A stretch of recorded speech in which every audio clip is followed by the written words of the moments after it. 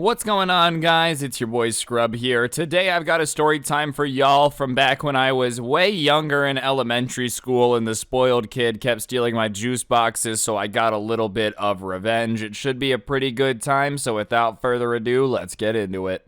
Just another night on the way. JDM shit day to day, day to day. Alright, ladies and gentlemen, like I said, this is a story time from back when I was a youngster in kindergarten. When I was in kindergarten, alright, you know, I didn't really understand what it meant to be, like, bullied and have a teacher not really want to do anything about it, or, like, you know, I didn't really understand what a spoiled kid was and why it bullied me so much, but there was this one kid that I'm gonna name Victor for the purpose of the story that would steal my juice box, like, basically every day. I don't know if he had paid off the teacher or what, you know, if little kindergarten him had slipped the teacher a $100 bill and said, let me steal some juice or whatever, but like it was almost as if every day he would take it. I would go try to tell the teacher and she would be like, Victor wouldn't steal your juice box. Well, that's crazy because, you know, if we were adults, Victor would be straight up committing theft right now. Regardless, I obviously start to get pretty annoyed with this because, like, I wanted to drink my juice box, you know, and Victor was really out here in my way, impeding my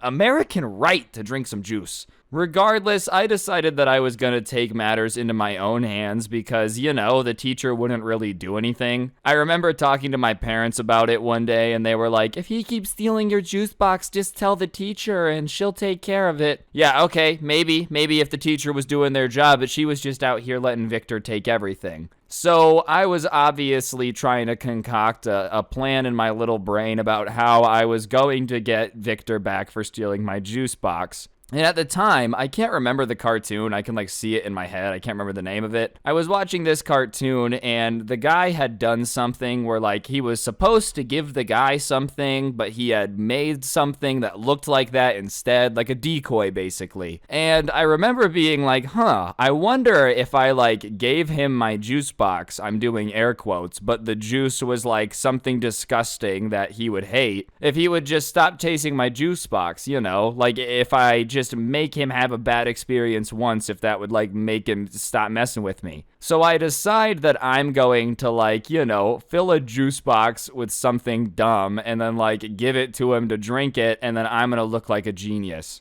And at the time, you know, this particular teacher, I don't know why she would say this all the time, but like when somebody did something dumb, she would be like, are you a glue eater? I don't really know what that means, but like for some reason, it's just always stuck with me. Like it's just a funny thing to say to somebody. Like, do you eat glue? I don't really know where it comes from, but she would say that whenever like a kid would do something dumb, right? And so that gave me the idea. I was like, I'm gonna fill my juice box with glue because, you know, I've never tasted glue. It's not something that like I've ever personally gone on a tasting binge for, but I'm gonna assume if you're expecting some grape juice and you get a good swig of some Elmer's glue, that you're not gonna be too stoked on the progress in your plan. All right, guys, I'm gonna go get some free juice. Next thing you know, your mouth's glued shut. Like, that's probably not what you're down for. So I decided to go about this. And if you've ever like had a juice box before, you know, you gotta take the straw, poke it in the hole, you know, like there's the whole process. And it should be obvious right away if someone's been like messing with the juice box. So what I did to get around this, you know, I had taken the straw, poked a hole in the juice box, drank the juice, right? And then I had gone and taken an Elmer's glue bottle, dude, and I had gone into this like little room off of the classroom. They called it the library, but it was more like a closet with books in it. And I went in there and I was like making sure nobody's looking at me, feeling like James Bond, being stealthy as possible. And I just start putting glue into the juice box instead of juice.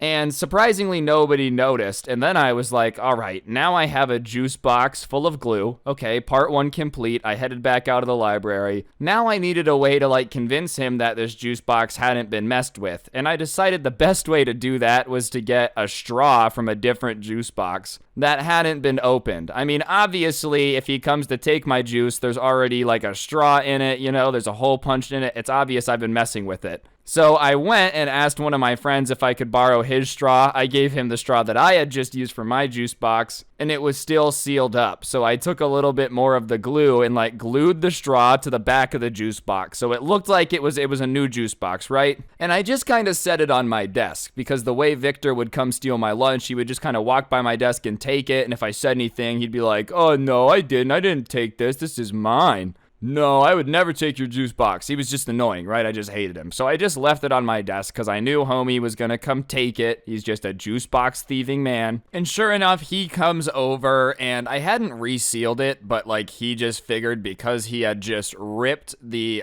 straw off the side and kind of heard a crunch that it was sealed. So he goes, "Haha, I took your juice box again." And I remember being like, "Victor, what the heck, dude, give it back." Because I didn't want him to know that anything was weird about it. And he's like, "No, I'm going to drink it right now." And he takes the straw and he jams it into this juice box. And ladies and gentlemen, let me tell you, my suspense was through the roof. I was so ecstatic to see the look on his face when he drank glue, dude. So sure enough, he takes a sip. I watch the glue go through the straw. It goes into his mouth and his face contorts to pure disgust. "Oh, what is this? This isn't juice." And I'm like, "You're right, dude. It's glue. Way to go. You took my juice box. Only problem is it's not full of juice, idiot." And he instantly just screams the teacher's name. He's like, "Blah, blah, blah. Ryan just made me drink glue." And of course, the teacher comes over like, "What do you mean you drank glue? Do we have to send you to the nurse's office? What's happening? Like, fill me in." And he starts to cry a little bit. He's like, "I wanted to take a drink of his juice box, and I did it, and it has glue in it." And the teacher's like, "Did you fill a juice box with glue?" And yeah, I did fill a glue juice box.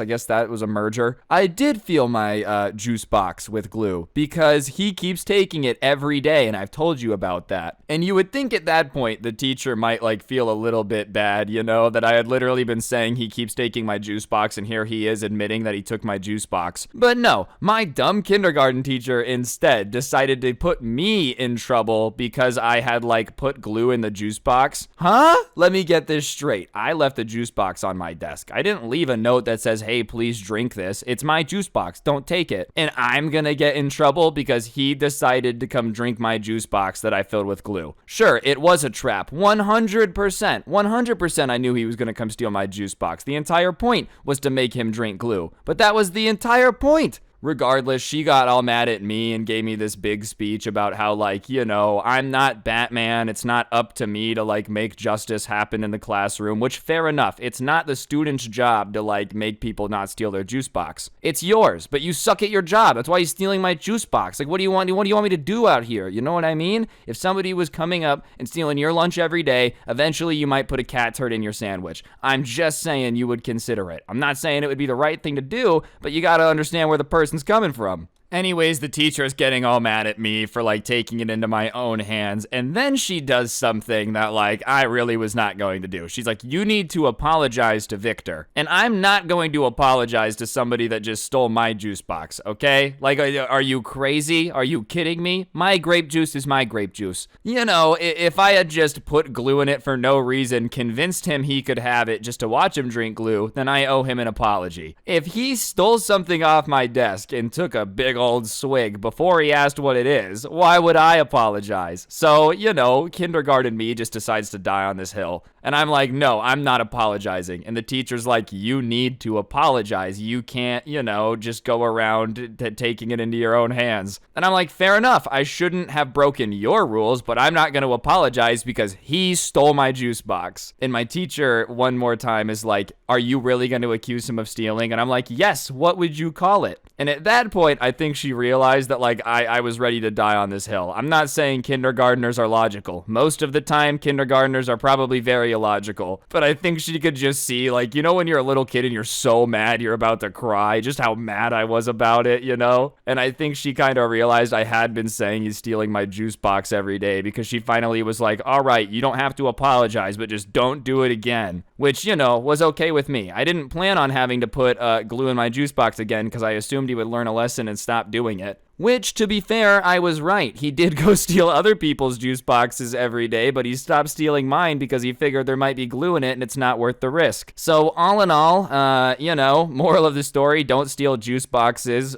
Victor, you deserve to drink some Elmer's glue, dude. You shouldn't have stolen other people's juice boxes too, but it's not my job to make other people make you drink glue. Victor, if you see this for some reason, I still hate you, dude. You suck. Jokes aside, no hard feelings, obviously.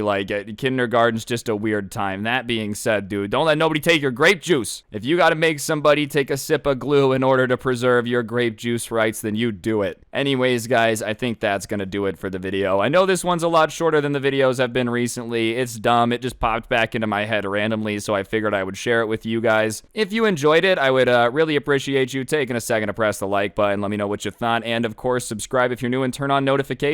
If you really like the intro song, it's by my friend Pancho. You can find a link to it in the description down below, so feel free to go check it out. I would appreciate it. And of course, other than that, you can find a link to my podcast, The Scuffed Cast, down below, along with a convenient code Scrubby, which will get you 10% off the G Fuel checkout. And last but not least, 2 more things you can do for me. One on screen now is the Spotify show that I've got. I'll put that link in the top of the description. If you want to listen offline or anything, you can do that there. And the bottom link in the description is a link to the merch store. As you can tell from this hoodie, it's actually the coolest clothing to ever exist in the history of the planet, so be sure to go get yourself a piece of merch from the description down below. And on that note, guys, that'll really do it. Don't get anyone pregnant. If you do, make sure they're hot, and hopefully I will see each and every single one of you guys next time with another video. I'm out. Peace.